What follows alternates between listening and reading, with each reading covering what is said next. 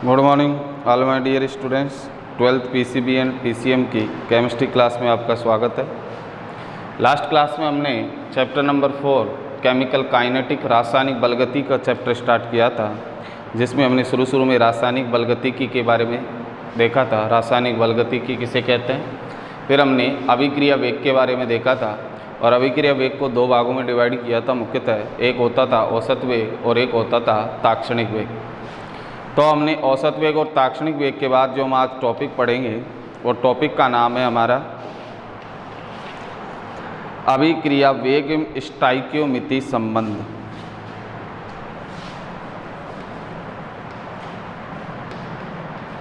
अभिक्रिया वेग व स्टोइकियोमेट्री संबंध।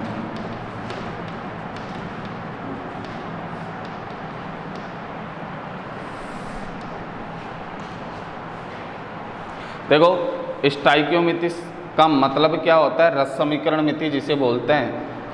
और अभिक्रिया वेग में हम संबंध किस प्रकार से ज्ञात करेंगे। तो इसके दो पॉइंट हैं, वो दोनों पॉइंट आपको ध्यान से समझने हैं। पहला पॉइंट है हमारा, मैं पहले एग्जाम्पल के थ्रू आपको समझा रहा हूँ, नोट नहीं करना है, कि जैसे मैंने कोई रिएक्शन लिखी H2 + I2, या मैंने इस प्रकार से रिएक्शन लिखी N2 + O2 और उससे बन गया N2O2, या मैंने कोई दूसरी रिएक्शन इस प्रकार से लिखी H2 + Cl2 और इससे बन गया ½ H2, इसको भी रहने दो। इसी रिएक्शन के माध्यम से समझ लेंगे हम। देखो, पहला संबंध क्या है, स्टोइकियोमेट्री होता क्या है। स्टोइकियोमेट्री गुणांक होता है कि इसका मतलब है नाइट्रोजन के कितने मोल है 1, ऑक्सीजन का कितना मोल है 1, और N2O2 का भी हमें कितना मोल प्राप्त हो रहा है 1। तो ये 1 1 1 है जो इसके स्टोइकियोमेट्री संबंध को दर्शाता है, कि जो आगे ये संख्या होगी वही हमारा क्या है, स्टोइकियोमेट्री गुणांक है। तो पहला नियम क्या कहता है, इसके अंदर ध्यान से समझना कि जब किसी रासायनिक अभिक्रिया में स्टोइकियोमेट्री गुणांक समान होता है तो उस रासायनिक अभिक्रिया का वेग अभिकारकों की सांद्रता में परिवर्तन या अभिकारकों की सांद्रता में कमी और उत्पादों की सांद्रता में वृद्धि में जो परिवर्तन होता है उसकी दर के क्या होता है, बराबर होता है। ध्यान से समझोगे तो हम इस अभिक्रिया के लिए अभिक्रिया वेग लिखे तो हम क्या लिख सकते हैं। हमने पढ़ा था अभिक्रिया वेग का मतलब अभिकारकों की सांद्रता में परिवर्तन अपॉन परिवर्तन में लगा समय, ये पढ़ा था। और यदि अभिकारक से प्रदर्शित नहीं किया था तो हमने प्लस का चिन्ह लगाकर लिखा था उत्पादों की सांद्रता में परिवर्तन बटे परिवर्तन में लगा समय। अभिक्रिया वेग का हमने यही फॉर्मूला पढ़ा था, नहीं पढ़ा था। अभिक्रिया वेग होता था कि यदि हम अभिकारकों की सांद्रता से उसको प्रदर्शित करें तो अभिकारकों की सांद्रता में तो कमी आती है, इसलिए यहाँ पर माइनस का चिन्ह लगाते हैं। और R का मतलब होता है रिएक्टेंट, जिसे हिंदी में बोलते हैं अभिकारक। तो अभिकारकों की सांद्रता में परिवर्तन बटा परिवर्तन में लगा समय। यदि अभिकारकों की सांद्रता के अकॉर्डिंग हम अभिक्रिया वेग नहीं निकालकर उत्पादों की सांद्रता के अकॉर्डिंग निकालें तो इसका समीकरण क्या बन जाता है कि उत्पादों की सांद्रता में परिवर्तन बटे परिवर्तन में लगा समय। ये हमारा अभिक्रिया वेग था। लेकिन हमें इस रिएक्शन के लिए अभिक्रिया वेग की क्या लिखनी है, समीकरण लिखनी है। तो इस अभिक्रिया के लिए अभिक्रिया वेग समीकरण हमारी क्या होगी, अभिकारक दो हैं इसके अंदर, एक नाइट्रोजन और एक क्या है, ऑक्सीजन।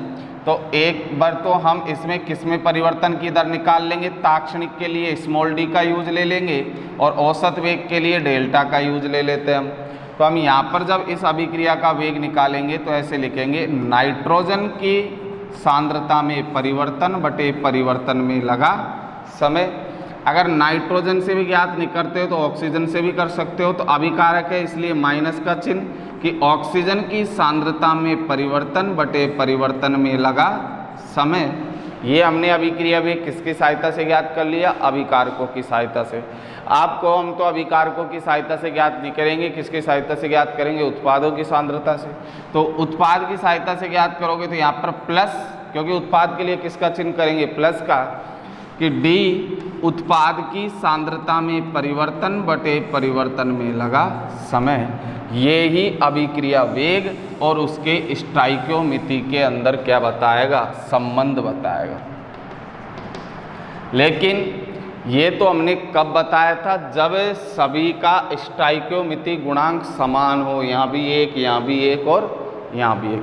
लेकिन मैं एक एग्जाम्पल ऐसा लिख रहा हूँ, जैसे एग्जाम्पल नंबर 2 जो मैं अभी बोल रहा था लास्ट टाइम पे, H2 + Cl2 और उससे बनता है 2HCl। इस अभिक्रिया के लिए हमें स्टोइकियोमेट्री संबंध अभिक्रिया वेग के साथ निकालना है। तो किस प्रकार से, देखो यहाँ भी एक था, यहाँ भी एक था, यहाँ भी एक था, तो हमें कोई दिक्कत नहीं है। लेकिन यहाँ कितना है, एक स्टोइकियोमेट्री गुणांक, यहाँ कितना है, एक, लेकिन इसके आगे स्टोइकियोमेट्री गुणांक कितना आ गया, 2 आ गया। तो स्टोइकियोमेट्री गुणांक यदि रासायनिक अभिक्रिया में समान नहीं होता है तो उसे क्या करना पड़ता है, पहले समान करना पड़ता है।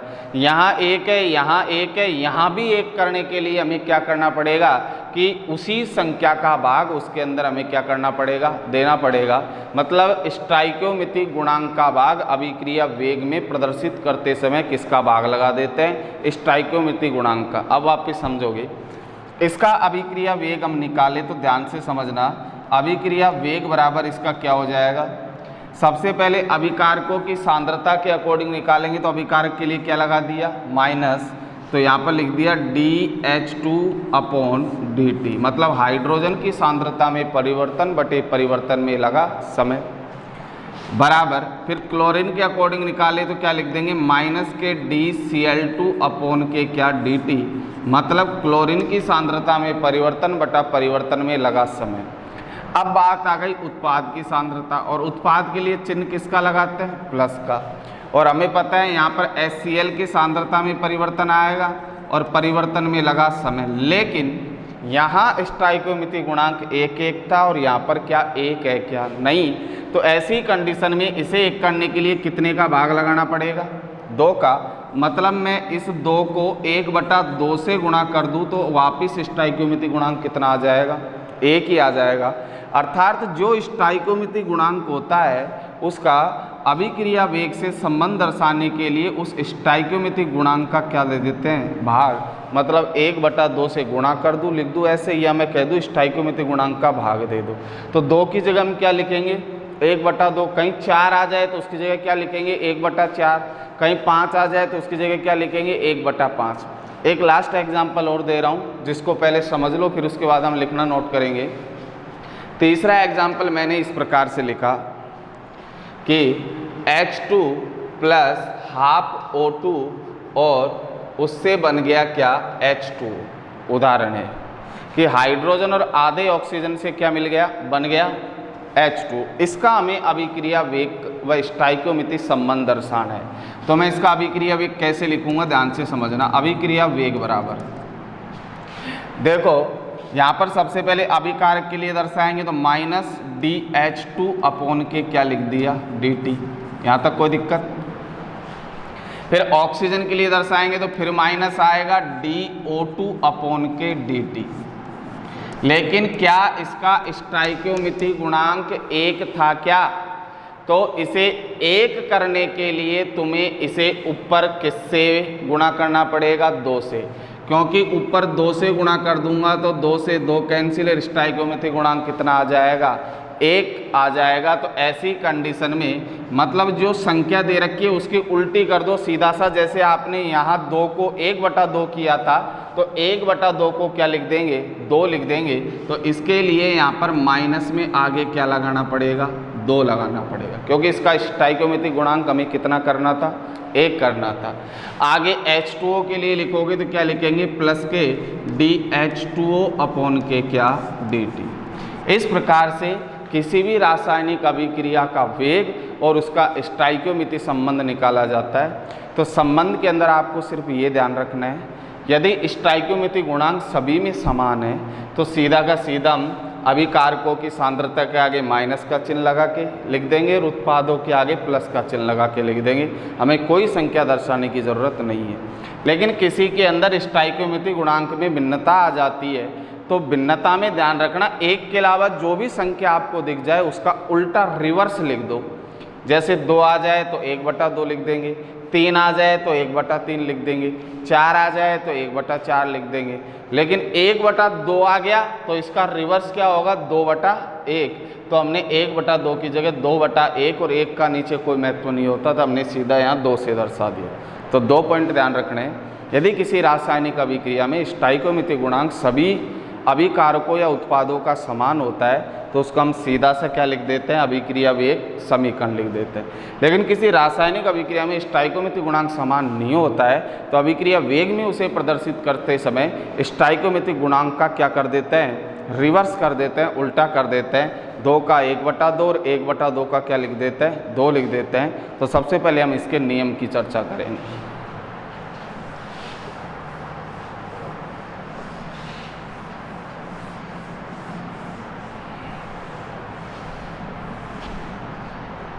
तो इसके अंदर सबसे पहले रूल नंबर फर्स्ट, पहला नियम,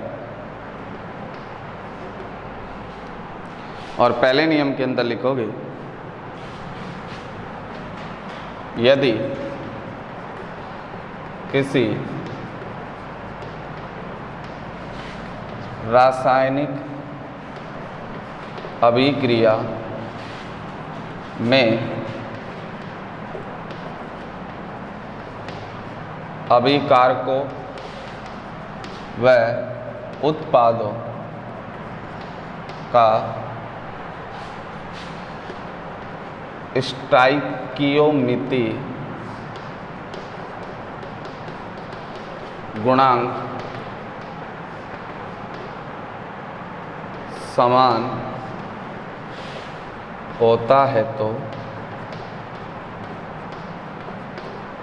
तो उस अभिक्रिया के वेग समीकरण को वेग समीकरण में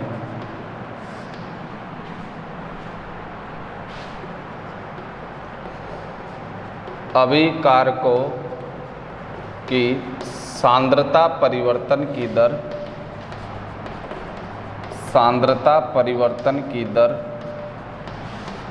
को ऋणात्मक में व उत्पादों की सांद्रता परिवर्तन की दर को धनात्मक में प्रदर्शित करते हैं। धनात्मक में प्रदर्शित करते हैं।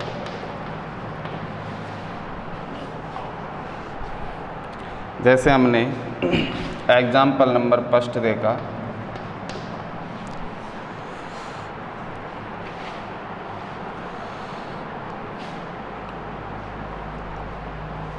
Example number first N2 + O2 और उससे बनाया हमने N2O2। इस अभिक्रिया के लिए अभिक्रिया वेग, तो इन सब का स्टोइकियोमेट्रिक गुणांक 1 है, इसका भी 1 है,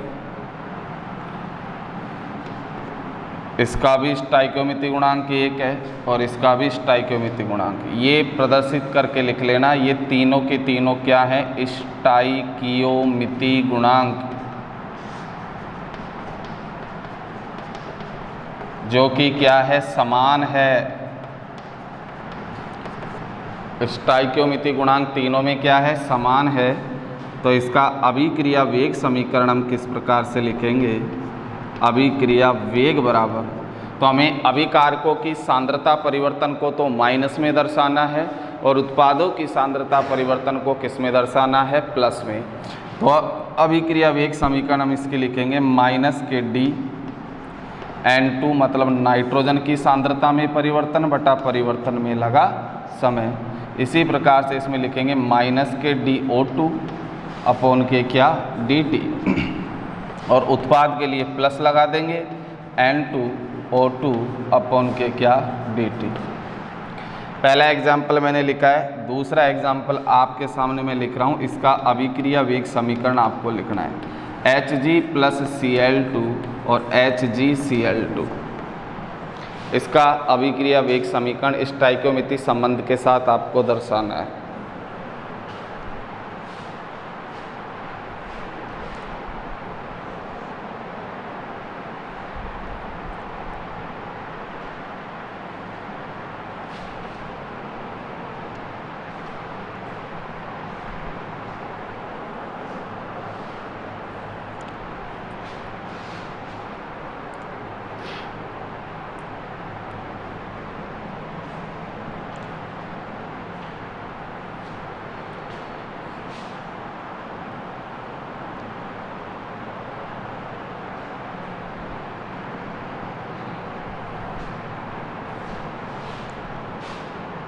तो इसका अभिक्रिया वेग समीकरण क्या लिखा आपने?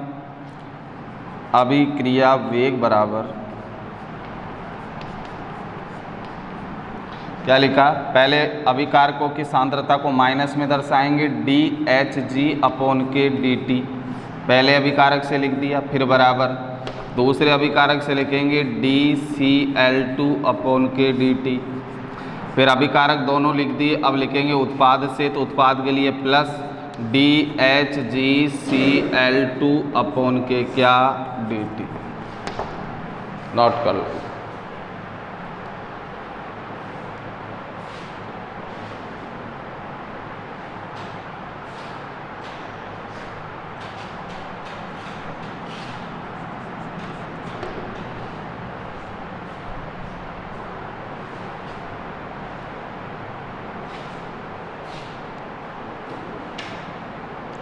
अब इसके बाद रूल नंबर सेकंड हम क्या बताएंगे? जब स्टोइकियोमेट्रिक गुणांक समान नहीं हो, मतलब एक के अतिरिक्त स्टोइकियोमेट्रिक गुणांक आ जाए, तो जिसका एक से अतिरिक्त स्टोइकियोमेट्रिक गुणांक आ रहा है उसको अभिक्रिया वेग समीकरण में लिखते समय उसका क्या कर देते हैं? रिवर्स का मतलब क्या कर देते हैं? उल्टा कर देते हैं, व्युत्क्रम लिख देते हैं उसका। तो rule number second,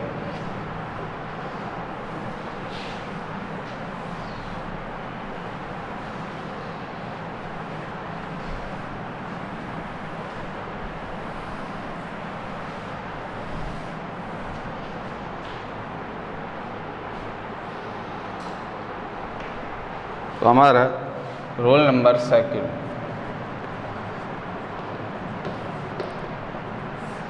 roll number second क्या है? यदि किसी रासायनिक अभिक्रिया में स्टोइकियोमेट्रिक गुणांक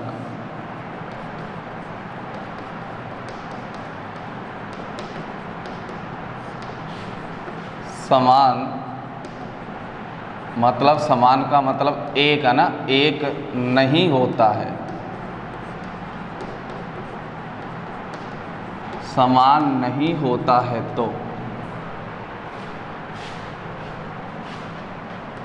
तो अभिक्रिया वेग समीकरण में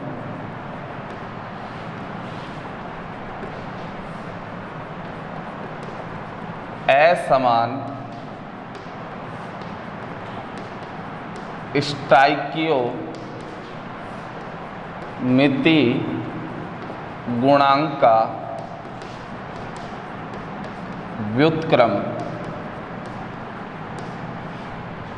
व्युत्क्रम मतलब जैसे 2 का व्युत्क्रम 1/2 होता है। तो अभिक्रिया वेग समीकरण में असमान स्टोइकियोमेट्रिक गुणांक का व्युत्क्रम लिख देते हैं तथा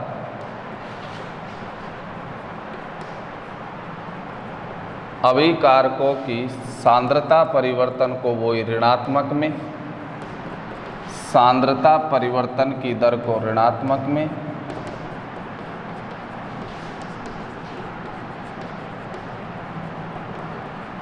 ऋणात्मक में व उत्पादों की सांद्रता परिवर्तन की दर को, उत्पादों की सांद्रता परिवर्तन की दर को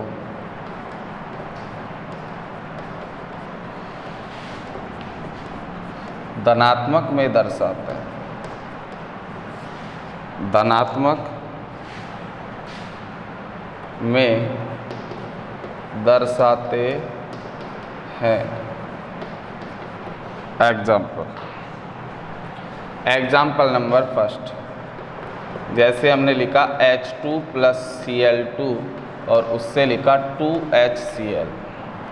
तो हम देख रहे हैं इसका स्टाइकियोमेट्रिक गुणांक 1 है, इसका स्टाइकियोमेट्रिक गुणांक भी 1 है, लेकिन इसका स्टाइकियोमेट्रिक गुणांक क्या आ गया? 2 आ गया। ये स्टाइकियोमेट्रिक गुणांक है।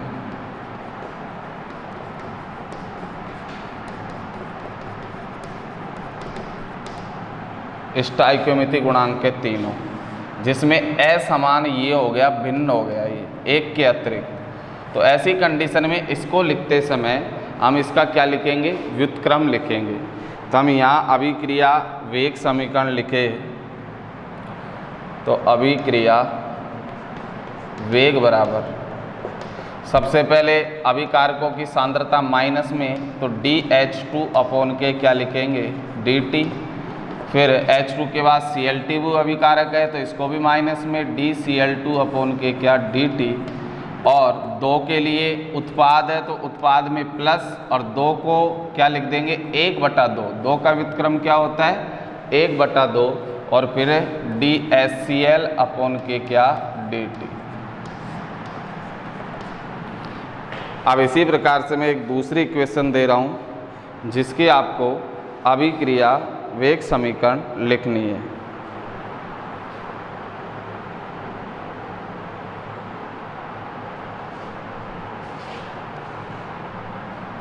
एग्जाम्पल नंबर सेकंड,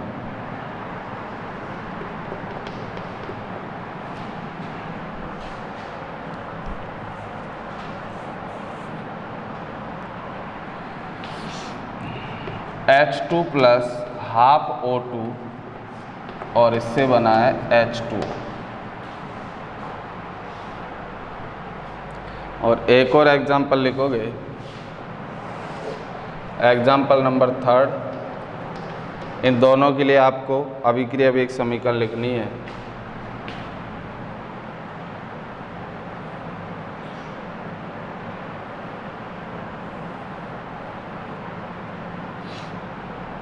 एक रिएक्शन और लिख लो कोई भी, जैसे मैंने लिखा N2 + 3H2 और उससे बना 2NH3। और ये रिएक्शन इम्पोर्टेंट भी है, कई बार इससे ही संबंधित न्यूमेरिकल बनेंगे, जो मैं आपको बताऊंगा न्यूमेरिकल कैसे बनेगा।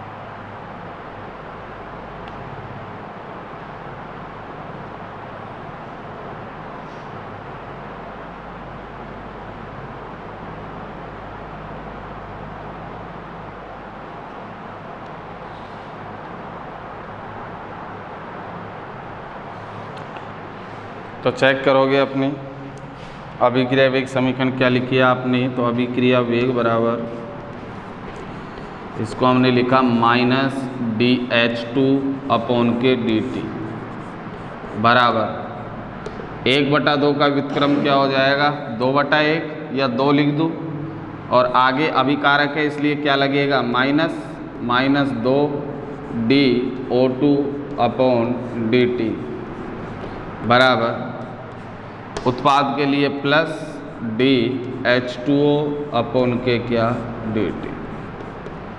इस समीकरण का लिख दिया हमने।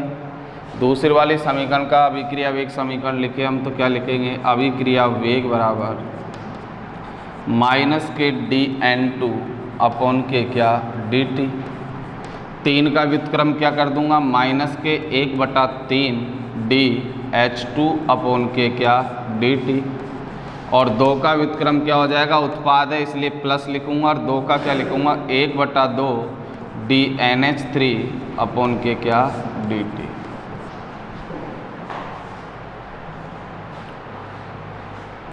अब इसके बाद इससे संबंधित एक न्यूमेरिकल हमें नोट करना है, जो एग्ज़ाम में किस प्रकार से न्यूमेरिकल आता है और हमें किस प्रकार से सॉल्व करना है।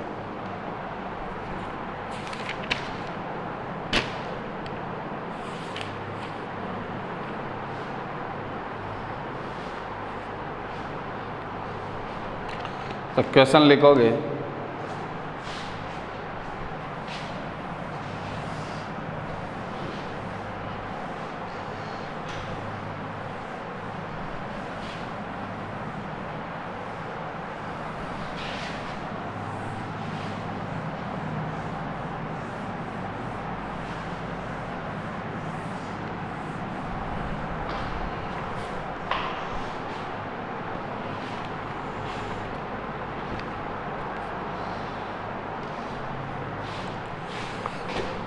क्वेश्चन है, बुक का एग्जाम्पल दिया हुआ है तुम्हारा, 318 केल्विन पर N2O5 के अपघटन की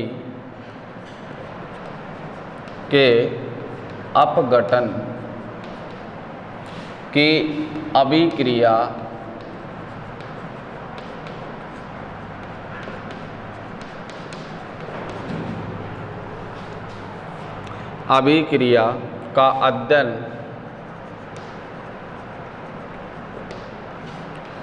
CCl4 विलयन में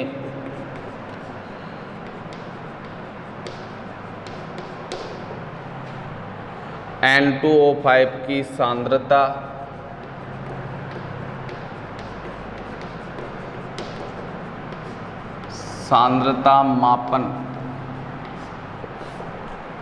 सांद्रता मापन द्वारा किया गया।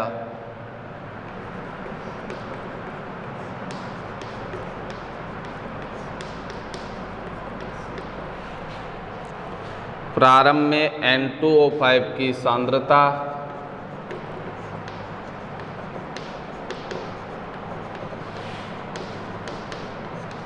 प्रारंभ में N2O5 की सांद्रता 3.31 मोल लीटर इनवर्स थी, जो 172 मिनट बाद घटकर 3.06 मोल लीटर इनवर्स रह गई।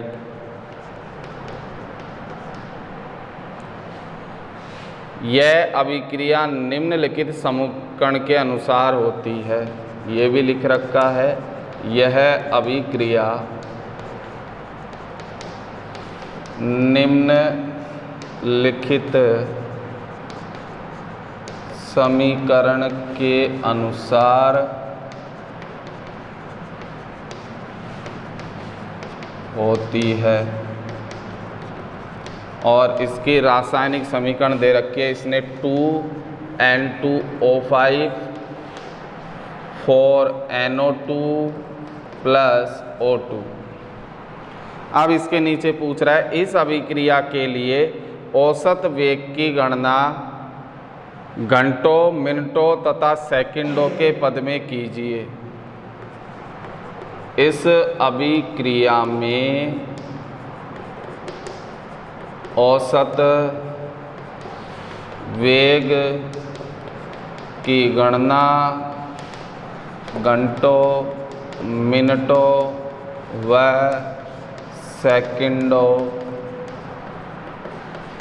में कीजिए।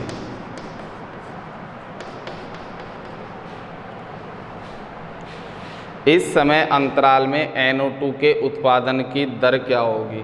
एक और पूछ लिया इसी में सवाल, इस समय अंतराल में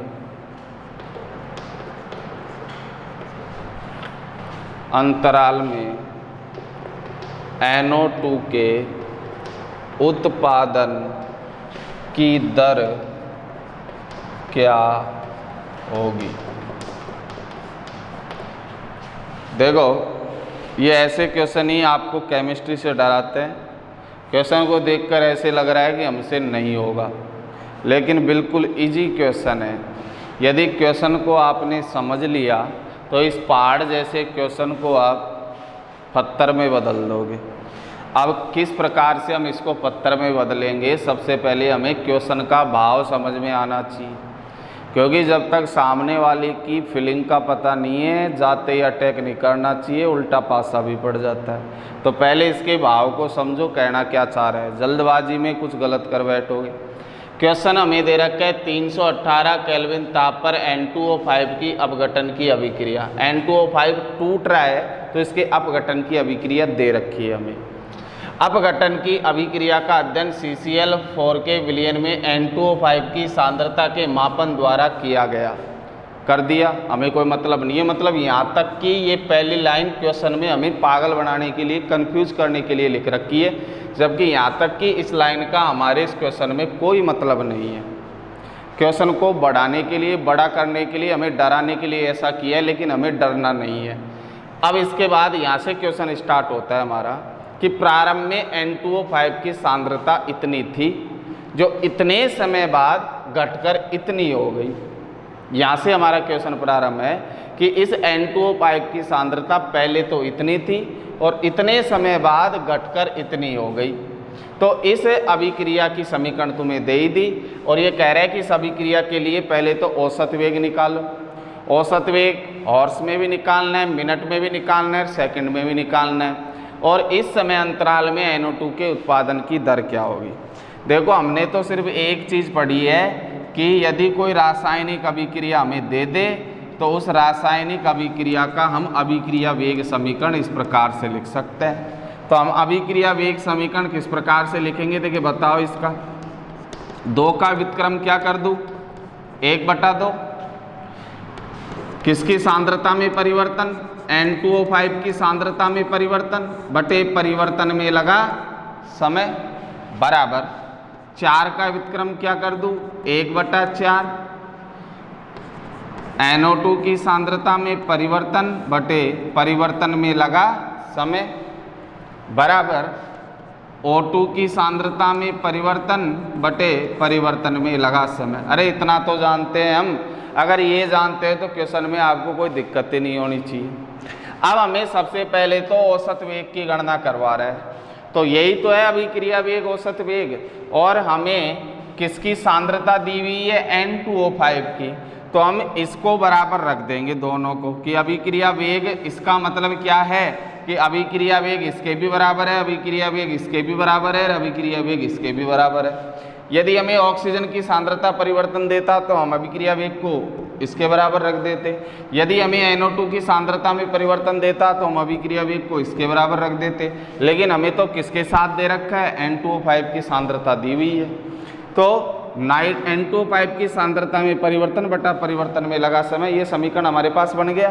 तो अभिक्रिया वेग हम इसका किस प्रकार से निकालेंगे, इसका मतलब क्या होगा, -1/2 और N2O5 की सांद्रता में परिवर्तन, इसका मतलब यही तो हुआ, N2O5 की सांद्रता में परिवर्तन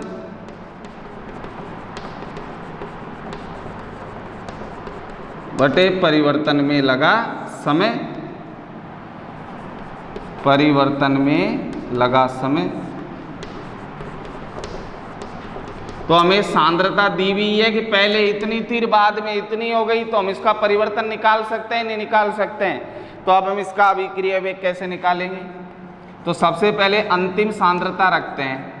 बताओ अंतिम सांद्रता लास्ट में कितनी हो गई थी इसकी, 3.06, और प्रारंभ में कितनी थी इसकी, 3.31, और इस परिवर्तन में कितना समय लगा, 172 मिनट का।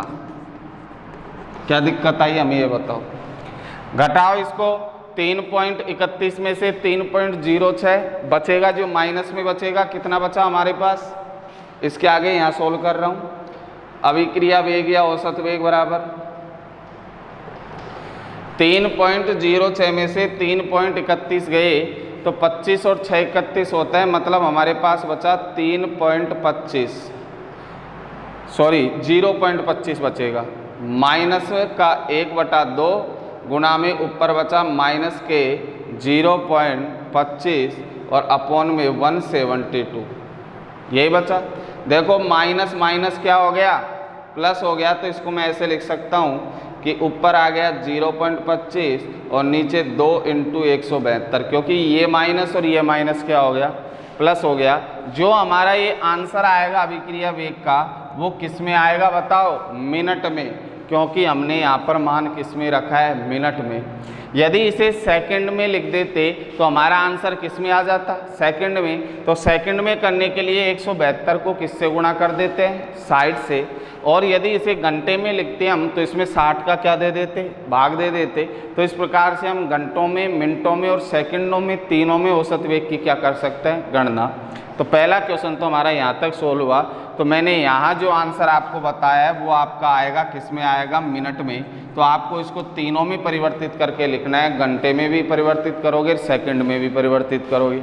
अब इसके बाद दूसरा क्वेश्चन मैंने पूछा है, वो क्वेश्चन अभी पहले इसको यहाँ तक नोट करो, फिर दूसरा क्वेश्चन बताता हूँ। परिवर्तित करो इसे घंटे में और सेकंड में भी।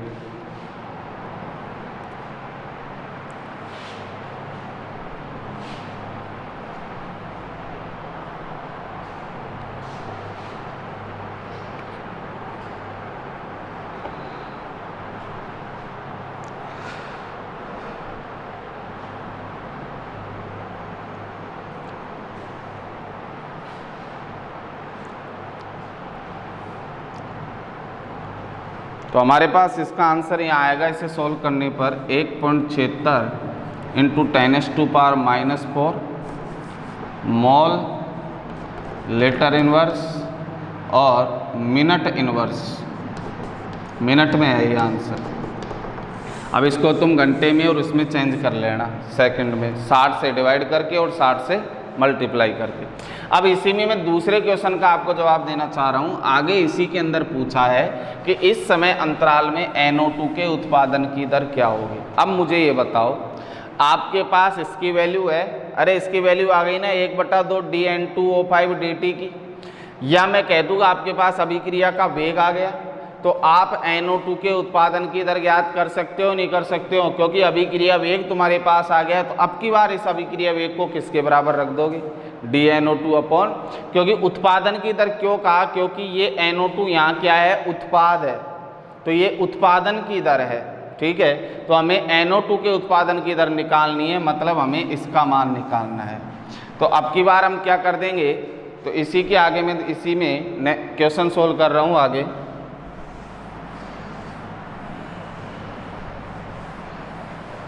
अब की बार हम क्या कर देंगे कि अभिक्रिया वेग को या उत्पादन की दर हमारे पास थी 1/4 dNO2 अपॉन के क्या dt, और इसको हमने किसके बराबर लिख दिया, अभिक्रिया वेग के। और अभिक्रिया वेग हमारे पास कितना आ गया बता दो, 1/4 dNO2 अपॉन के dt बराबर अभिक्रिया वेग हमने निकाल लिया कितना, 1.76 × 10⁻⁴। अब हमें केवल dNO2/dt का मान निकालना है, तो 1/4 को दूसरी तरफ भेज देंगे। तो 1/4 को दूसरी तरफ भेजा तो हमारे पास ये ऊपर यहाँ कर मल्टीप्लाई हो गया, तो 1.76 × 10⁻⁻⁴। अब इसे सोल्व कर लेना, वही आंसर जो ये रहेगा मोल लीटर इनवर्स और मिनट इनवर्स, ये हमारा आंसर आएगा। तो ये हमारे किसके उत्पादन की दर आ जाएगी, NO2 के उत्पादन की दर। तो ये क्वेश्चन हमने न्यूमेरिकल देखा। इससे संबंधित और भी न्यूमेरिकल्स है जिनकी चर्चा हम कल की क्लास में करेंगे। आज की क्लास के लिए धन्यवाद।